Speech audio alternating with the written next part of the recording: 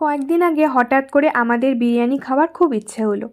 তো এখন যেহেতু চিকেন খাওয়াটা সবাই নিষেধ করছে, কারণ চিকেন থেকে বিভিন্ন রকমের হেলথ প্রবলেমস হচ্ছে, তো তাই জন্য কিন্তু আমরা ডিসাইড করলাম মাটন বিরিয়ানি করব।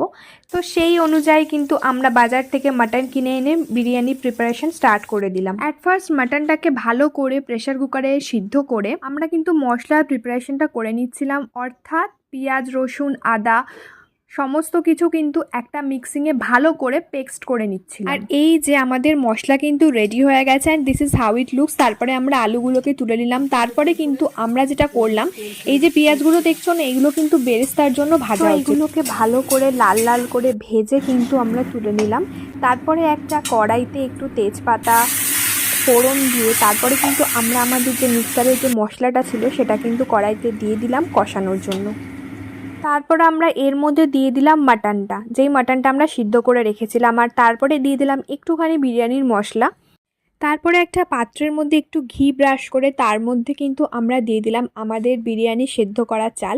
এরপরে আমরা বিরিয়ানির প্রিপেয়ারটা করব লেয়ার টু লেয়ার করে, অর্থাৎ এক লেয়ার করে যাবে রাইস আর এক লেয়ার করে যাবে মাটন। এই প্রিপারেশনটা তোমরা সবাই জানো, আর এরকম করে কিন্তু আমাদের প্রিপেয়ার হয়ে যাবে টেস্টি টেস্টি বিরিয়ানি। আচ্ছা, এইসব কথা বাদ দাও, তোমরা বলো তো তোমরা কারা কারা আমার সাথে একমত? বাড়ির তৈরি করা বিরিয়ানি আর রেস্টুরেন্টের বিরিয়ানি কোনটা তোমাদের সবচেয়ে বেশি ভালো লাগে? আমাকে যদি তোমরা জিজ্ঞেস করো, আমি তো নিশ্চয়ই বলবো বাড়ির তৈরি করা বিরিয়ানি।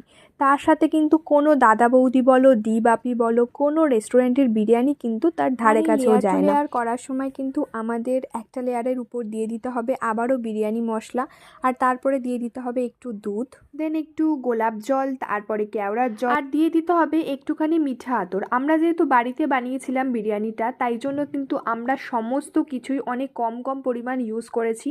আর এটাতে কিন্তু বিরিয়ানি টেস্টের মধ্যে কোনো ডিফারেন্স আসে না, বরঞ্চ খেতে কিন্তু আরও বেশি টেস্টি লাগে। মানে আমার তো এরকম স্টাইলের বিরিয়ানি সবচেয়ে ফেভারিট।